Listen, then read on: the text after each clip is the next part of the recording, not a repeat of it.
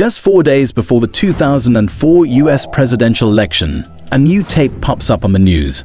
This election between George Bush and John Kerry was heavily focused on foreign policy, especially after the September 11 attacks. In this tape, aired by Al Jazeera, Usama Bin Laden directly claims responsibility for the 9/11 attacks, more clearly than ever before.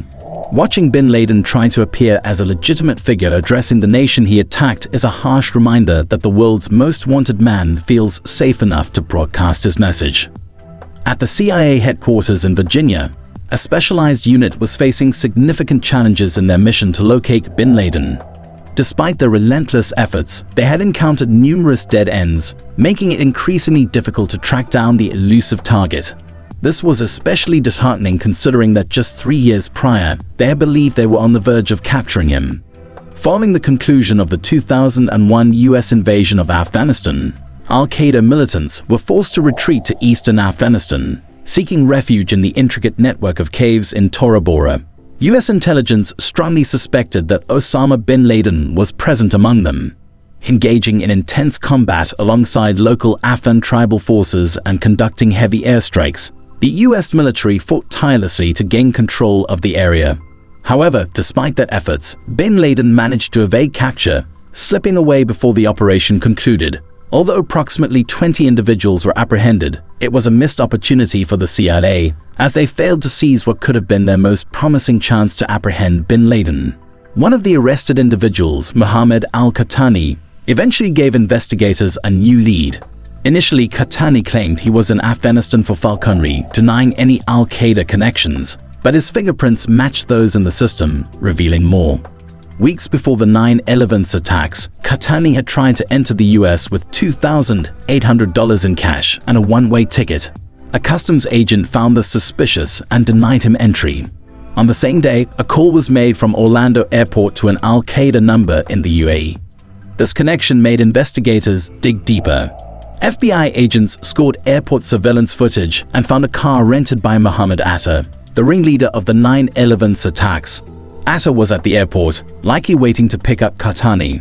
It's believed Qahtani was meant to be a hijacker on United Airlines Flight 93, which crashed in Pennsylvania after passengers fought back. With this crucial information in hand, Qahtani was subjected to thorough interrogation. Alongside other detained Al-Qaeda operatives, he provided valuable insights that helped investigators piece together a clearer and more comprehensive picture of the group's operations. His revelations, combined with the testimonies of other captives, shed light on the intricate inner workings of Al-Qaeda.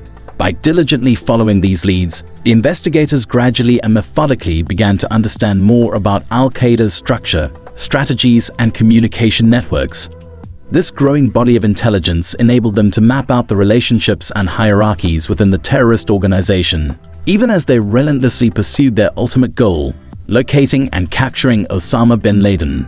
In March 2002, the CIA captured Abu Zubaydah, a logistician for Al-Qaeda. During his interrogation, Zubaydah revealed that Khalid Sheikh Mohammed, KSM, Al-Qaeda's operational commander, had planned the 9/11 attacks. A year later, KSM was also captured.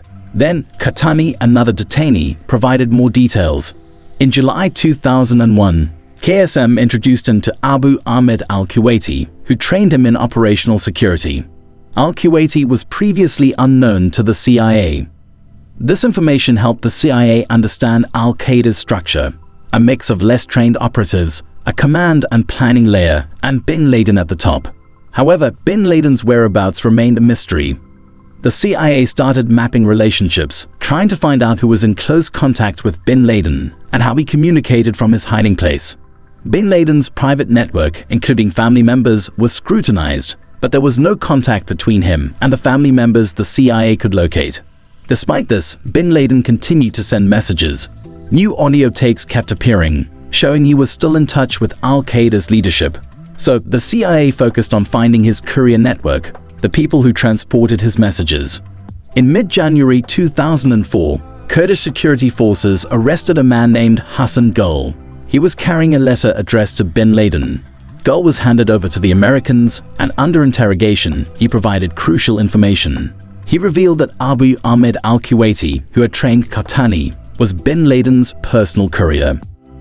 As the investigation honed in on Abu Ahmed al-Kuwaiti, the CIA began receiving conflicting information about his role within al-Qaeda. On one hand, Hassan Gul, a detainee, described al-Kuwaiti as a pivotal figure intimately familiar with both Khalid Sheikh Mohammed, KSM, and his successor, Abu Faraj al-Libi. Gul's account painted al-Kuwaiti as an essential player deeply involved in al-Qaeda's operations. However, this portrayal was contradicted by KSM himself. During his interrogation, KSM downplayed al-Kuwaiti's importance, adamantly asserting that al-Kuwaiti had long since retired and was no longer active within the organization. This stark discrepancy between Gul's and KSM's statements created a significant challenge for the investigators as they tried to discern the true extent of al-Kuwaiti's involvement and influence in al-Qaeda. This conflicting information made the search even more challenging, but it also provided the CIA with a critical lead to follow in their ongoing quest to find Usama bin Laden. Despite the discrepancies, the potential significance of Abu Ahmed al-Kuwaiti could not be ignored. In May 2005, the CIA's efforts yielded another significant capture. Abu Faraj al-Libi, a top al-Qaeda operative, was arrested in Pakistan. Al-Libi, like Khalid Sheikh Mohammed before him, denied that Abu Ahmed al-Kuwaiti played a significant role in the organization. This consistent downplaying of al-Kuwaiti's importance added another layer of complexity to the investigation. But the CIA remained determined to pursue every possible lead in their relentless hunt for bin Laden. Investigators also questioned Hambali, the former leader of al-Qaeda's Southeast Asian affiliate. Hambali claimed that Kuwaiti managed a safe house in Karachi when the Taliban fled Afghanistan. These conflicting statements only made Kuwaiti more intriguing. The problem was, other than his alias, which means the father of Ahmed from Kuwait, not much was known about him. While some useful information was obtained from prisoners, the methods used were highly controversial. Many detainees were subjected to enhanced interrogation techniques, including torture like waterboarding. A 2014 Senate Intelligence Committee report concluded that these methods were ineffective in obtaining information about bin Laden. Moreover, these actions, seemingly outside the rule of law, raised questions about national security and ethics. In 2007, the CIA finally got the information they needed: the true identity of Abu Ahmed al-Kuwaiti. This crucial piece of intelligence came not from their own work, but from an unknown foreign intelligence service. They learned that Kuwaiti's real name was Ibrahim Saeed Ahmed, a Pakistani whose family had moved to Kuwait. Despite this breakthrough, it would take several more years to locate him. The identification of Ibrahim Saeed Ahmed marked a significant step forward, but finding him proved to be a slow process. Investigators continued to piece together his movements and connections, inching closer to their ultimate goal of locating bin Laden. In June 2010, Abu Ahmed al-Kuwaiti and his brother initiated a significant shift in their communication methods. This adjustment caught the attention of the National Security Agency, NSA, enabling them to leverage advanced surveillance techniques to geolocate their calls. Armed with phone numbers originating from a third country, the NSA embarked on a relentless interception campaign, scrutinizing countless conversations in search of any leads. Amidst the deluge of intercepted communications, the NSA's efforts bore fruit as they identified a man who closely matched al-Kuwaiti's profile. This individual demonstrated a fluency in both Arabic and Pashto, a key linguistic trait consistent with al-Kuwaiti's background. Moreover, he displayed an acute sense of caution, meticulously safeguarding his whereabouts by only activating his cell phone within the vicinity of Peshawar. The identification of the suspect marked a significant breakthrough in the hunt for Abu Ahmed al-Kuwaiti. With their target now within reach, intelligence agencies intensified their surveillance efforts, meticulously tracking his movements and interactions. As the net drew tighter around al-Kuwaiti, the stage was set for a pivotal confrontation in the relentless pursuit of justice. As the CIA grew more certain about Abu Ahmed al-Kuwaiti's identity, they intensified their efforts by initiating ground surveillance. In August 2010, a significant breakthrough occurred when a Pakistani CIA agent managed to identify Kuwaiti in the bustling city of Peshawar. The agent discreetly followed Kuwaiti, trailing him through the city's winding streets and chaotic traffic until Kuwaiti reached his destination. Upon following Kuwaiti home, the investigators were astonished to discover a sprawling compound rather than a modest residence. The sheer size and security of the property suggested that it was no ordinary hideout. This unexpected discovery led investigators to suspect that this could indeed be a critical location.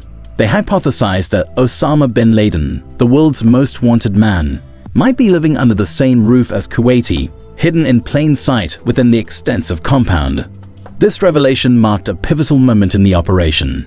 The discovery of such a substantial structure implied that Usama bin Laden could be closer than ever before.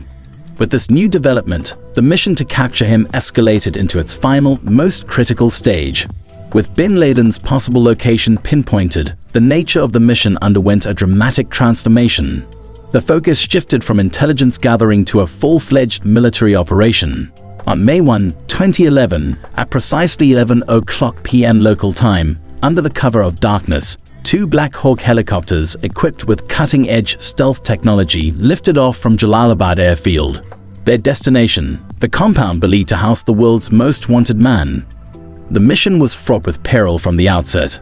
The United States made the strategic decision not to inform Pakistan, necessitating the utmost secrecy to avoid detection.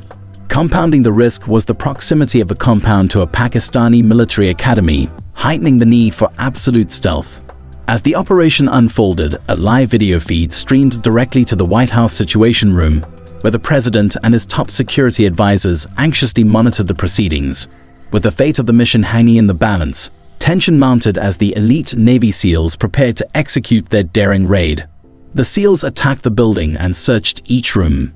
After relentless pursuit and almost a decade of searching, they found and killed Usama bin Laden, the most wanted terrorist in the world.